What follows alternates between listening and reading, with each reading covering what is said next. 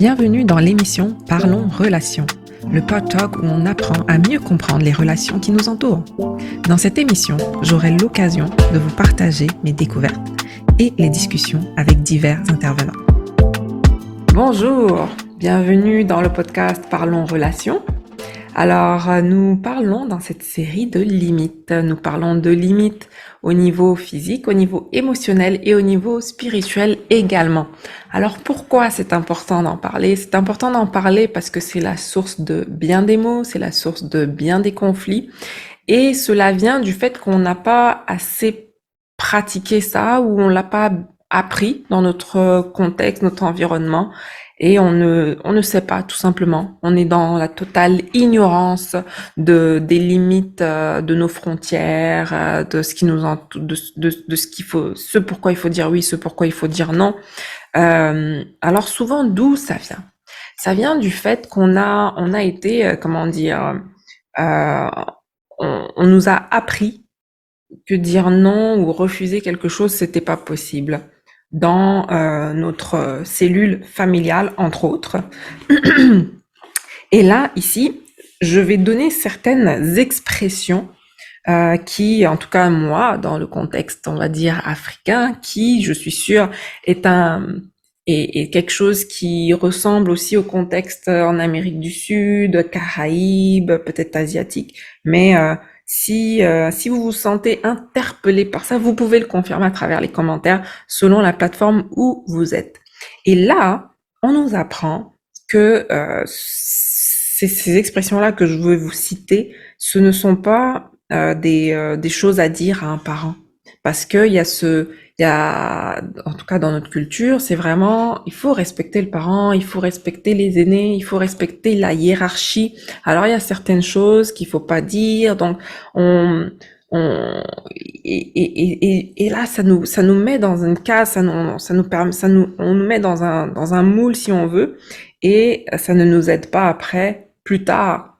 Donc là on parle de quoi? On parle de l'expression non, savoir dire non. Là, c'est impossible. Tu peux pas négocier avec un parent, là. Là, c'est comme, attends, moi j'ai cuisiné, là, t'as pas le choix, faut terminer ton plat, même si tu n'aimes pas, parce que bon, bah, non, non, on négocie pas. C'est comme ça se passe comme ça, j'ai décidé ça ainsi, tu fais ce que je te dis, tout simplement. Aucune négociation. Ah, je suis pas d'accord. Ah, non, non, non, tu peux pas être d'accord. Tu dis même pas ça à un parent, sinon tu reçois une gifle.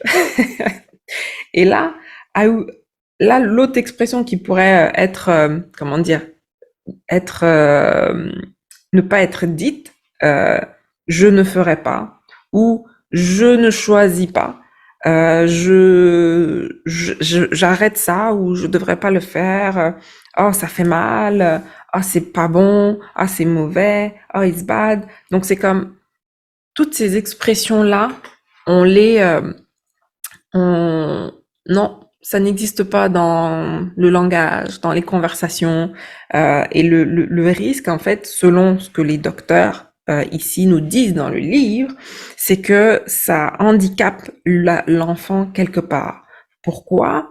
Parce que il va développer en fait des peurs. Puis là, la peur, c'est comme ça vient un peu mouler ou modeler un peu la façon dont on va réagir à certaines situations ou réagir dans certaines conversations.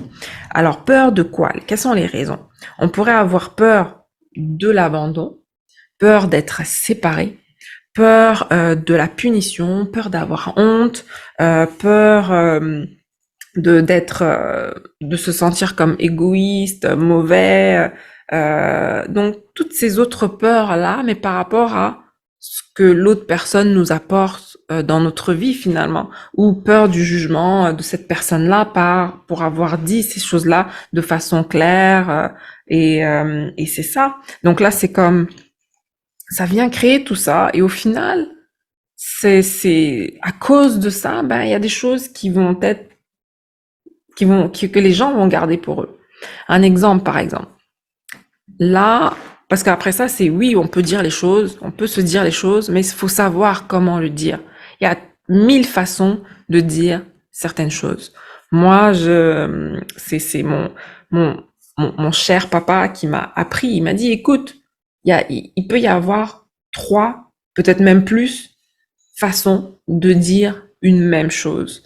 Tout va dépendre de l'intonation dont la personne va le dire, le nombre de mots qui va être utilisé. Enfin, tu sais, c'est comme, il y a tellement de variables qui sont possibles lorsqu'on délivre un message à une personne.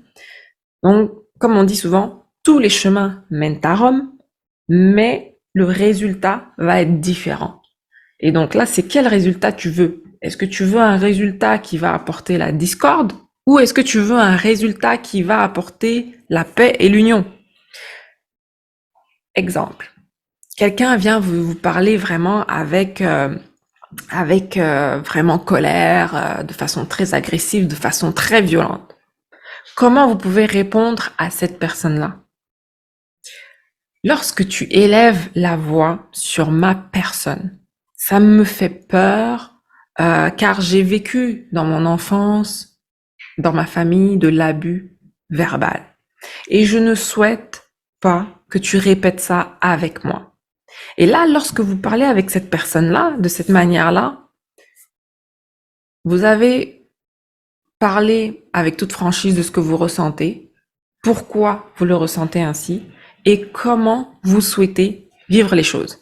De cette manière-là, vous êtes entendu, vous êtes écouté et l'autre personne peut se réajuster en fonction de cette nouvelle information-là qui vient d'arriver à elle pour établir la paix entre vous, pour établir vraiment un climat harmonieux et un climat agréable.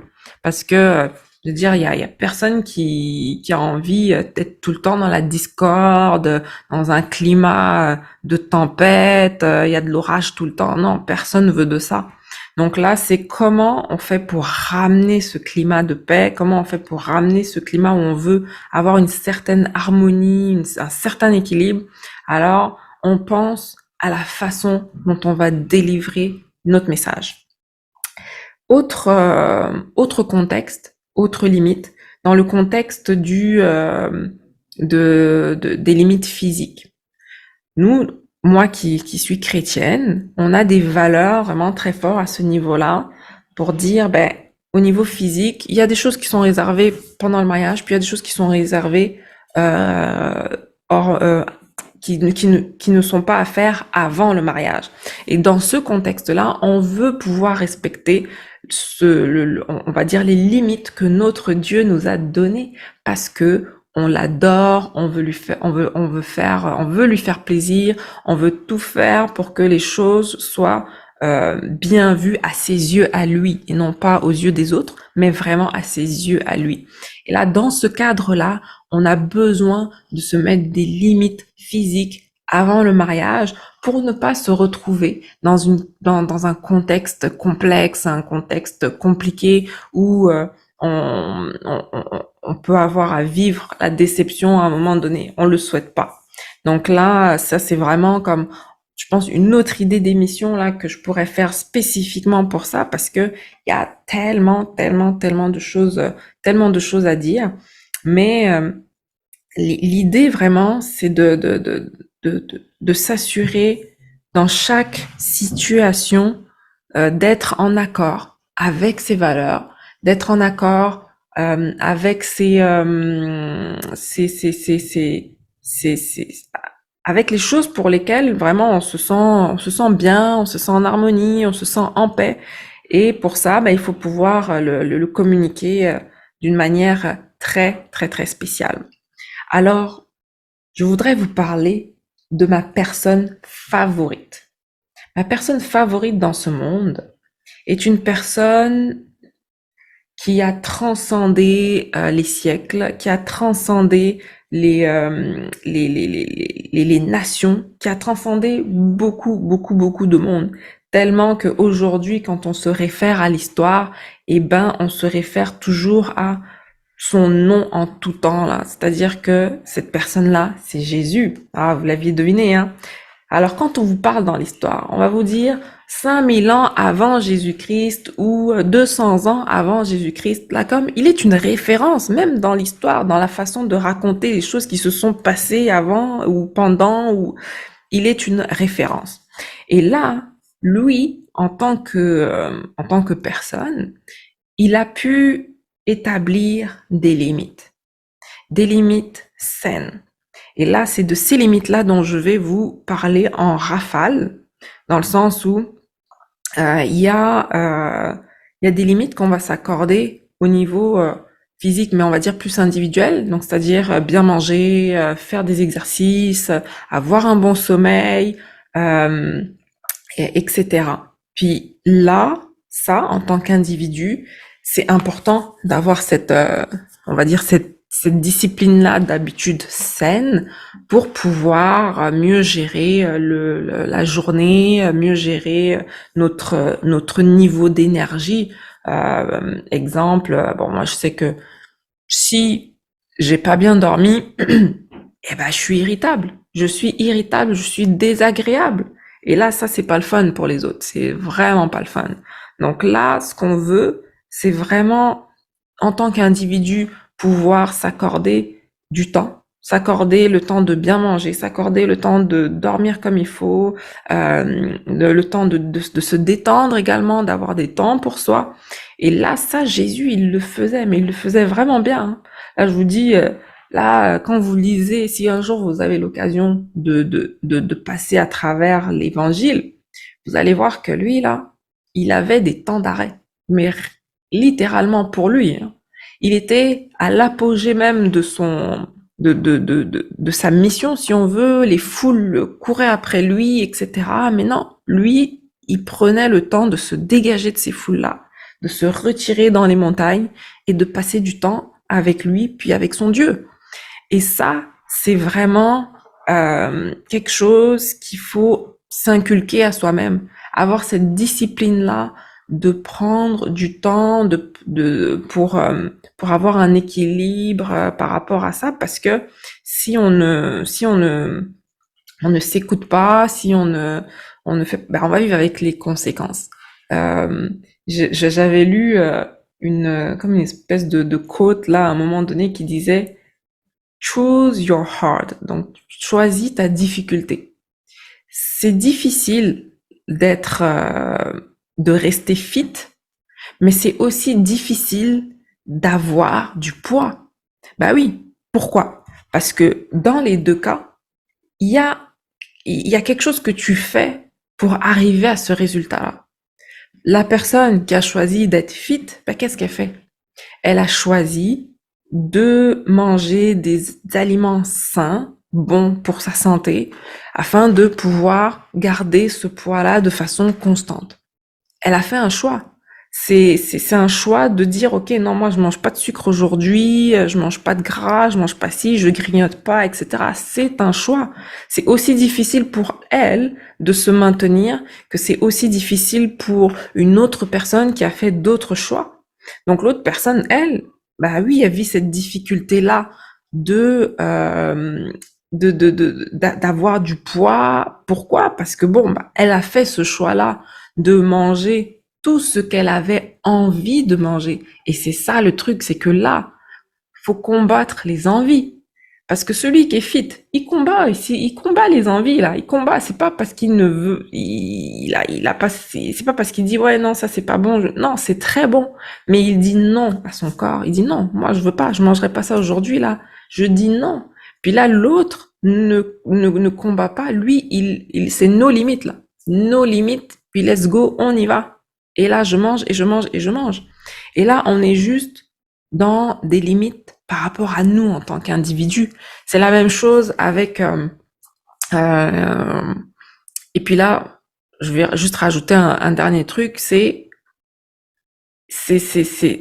vraiment un combat quotidien ces affaires-là parce que on se rend compte que on est toujours à la recherche de quelque chose. Donc là, je vais parler de la dopamine, hein, la dopamine, parce que dans cette alimentation-là, là, le sucre là, ah là là là là là, c'est une drogue légale, le sucre. Si c'est pas du sucre naturel, là, qui vient des fruits ou qui vient de, de ce que Dieu lui-même a créé, là. Et il a donné le sucre naturellement.